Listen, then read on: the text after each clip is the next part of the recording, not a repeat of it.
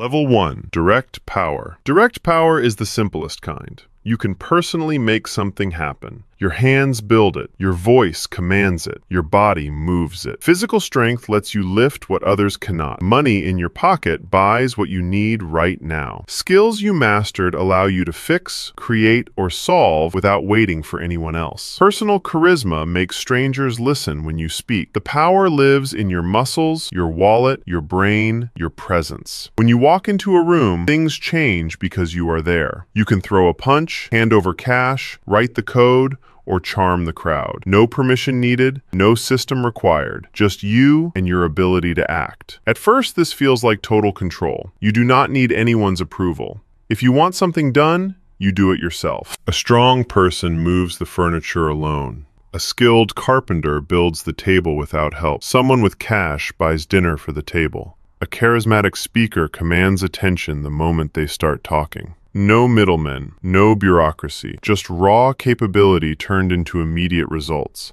It is the power every child understands first. The biggest kid gets the ball. The one with money buys the candy. But direct power has a fatal weakness. It only works when you are present. Step outside, and the power vanishes. Your strength cannot protect your home while you sleep. Your money cannot buy anything once spent. Your skills sit useless when you are sick. Your charisma dies the second you leave the conversation. This power is trapped inside your body and your moment. You cannot be in two places at once. You cannot work 24 hours without breaking. Every action drains you. Every move costs energy you will not get back. Direct power scales terribly. One person can only do so much. You can convince 10 people in a room, maybe 100 if magnetic enough, but you cannot convince 1,000 without your voice giving out. You can earn money with your hands, but never enough to shift an economy. You can fight one opponent, maybe 3, but never an army. Your body tires, your mind fogs, your energy depletes. The moment you stop acting, power stops existing. This is why direct power feels strong but stays weak. It cannot survive your absence. It cannot multiply beyond your reach. It lives and dies. The moment someone realizes that, they just wait you out, exhaust you, outlast you. Because unlike you,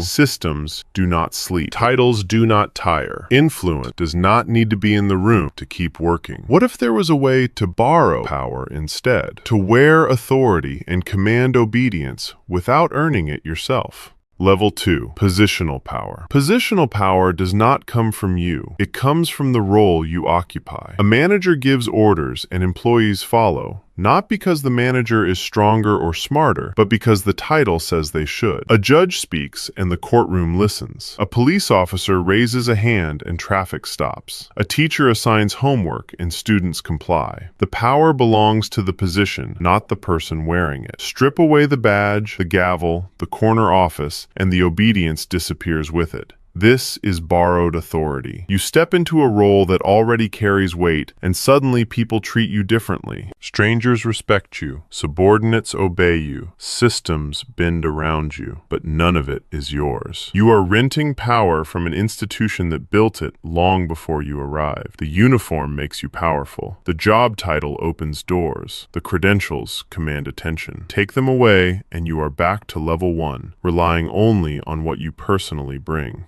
Positional power feels stronger than direct power because it multiplies your reach. A manager does not need to personally complete every task. They delegate. A judge does not enforce the law themselves. Others do it for them. A teacher does not need charisma to assign work. The role itself carries enough weight. You can influence hundreds, even thousands, without exhausting yourself. The institution amplifies you, but positional power is fragile. It only lasts as long as you hold the role. Get fired, retire, or step down, and the power evaporates instantly. People who once listened stop returning calls. Decisions you once made are no longer yours to make. The respect was never about you. It was about the chair you sat in, and now someone else sits there. Worse, positional power can be stripped away by someone with more positional power. Your boss fires you. A higher court overrules the judge. Internal affairs suspends the officer. The system that gave you power can take it back whenever it wants. This is the trap of positional power. It feels stable, official, legitimate, but it depends entirely on the institution that granted it. You are powerful only as long as the system says so.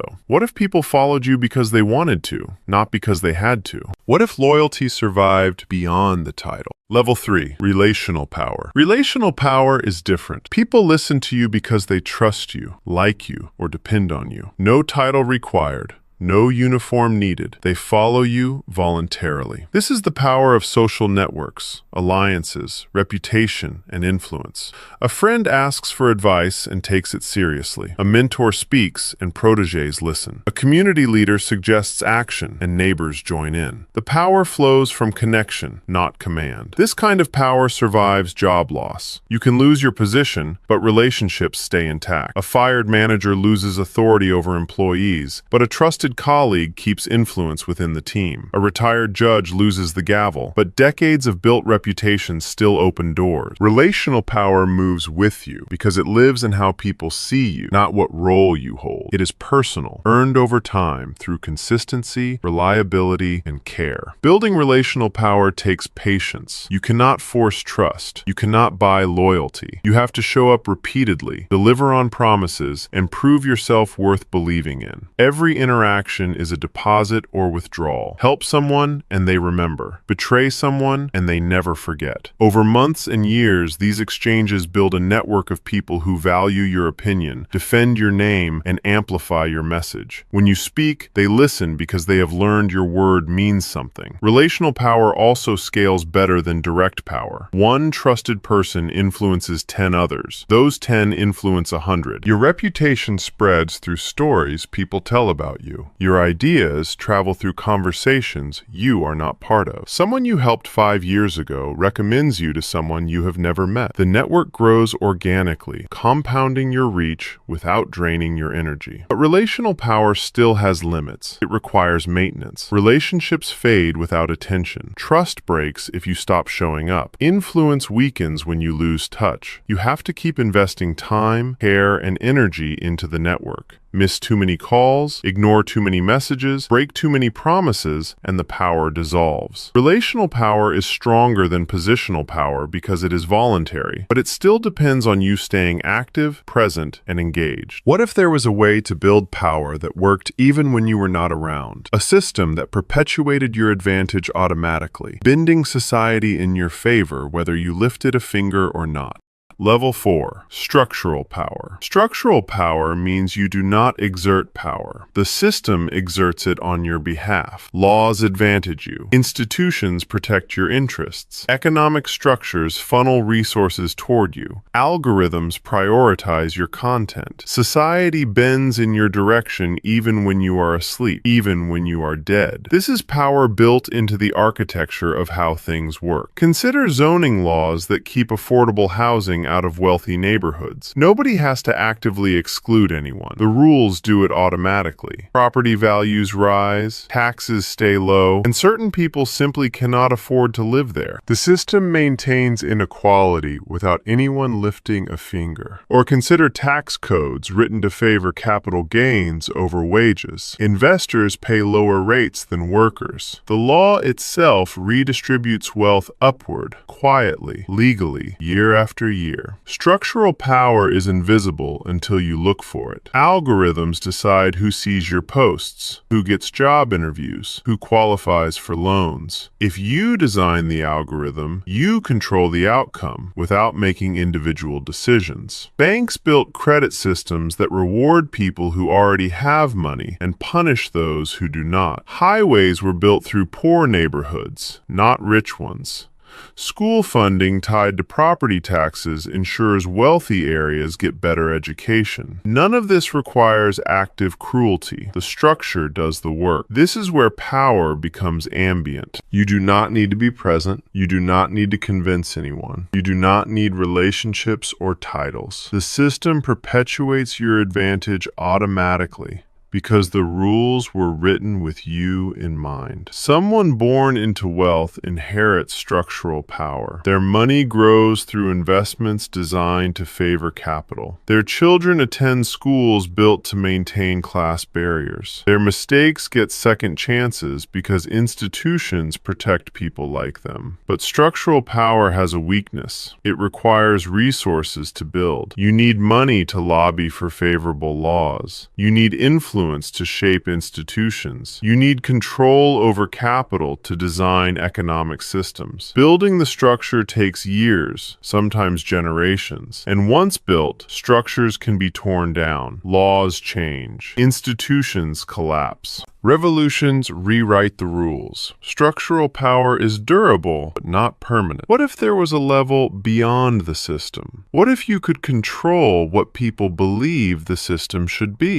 Level 5. Ideological power. Ideological power is the highest form. You control what people believe is true, moral, or normal. Religion tells billions how to live. Patriotism convinces citizens to die for borders drawn on maps. Identity narratives shape who people think they are. Cultural myths define success, beauty, and worth. Media framing decides which problems matter and which get ignored. At this level, your preferences become other people's moral duty. They enforce your worldview for you. This power operates through belief itself. When someone accepts an ideology, they police themselves and everyone around them. A religious person does not need a priest watching to follow commandments. They believe God is watching. A patriot does not need a general forcing them to serve. They believe serving is honorable. Workers accept low wages because they believe hard work leads to success, even when it demonstrably does not. The ideology convinces them their struggle is temporary, their suffering noble. Ideological power makes all other power invisible. If you control the narrative, you decide what counts as fair. Structural inequality becomes meritocracy. Exploitation becomes opportunity.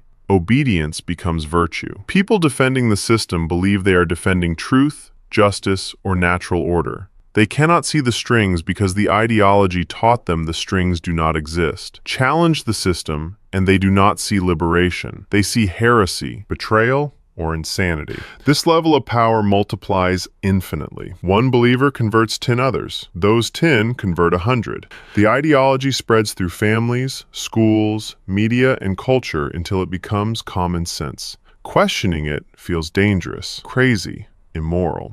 Even people harmed by the ideology defend it because their entire identity is built around believing it. A poor person defends billionaires. A worker opposes unions. A citizen cheers for wars that do not benefit them. The ideology convinced them their interests align with power when they do not. Ideological power is the ultimate form because it makes people want what you want. They do not feel controlled. They feel righteous.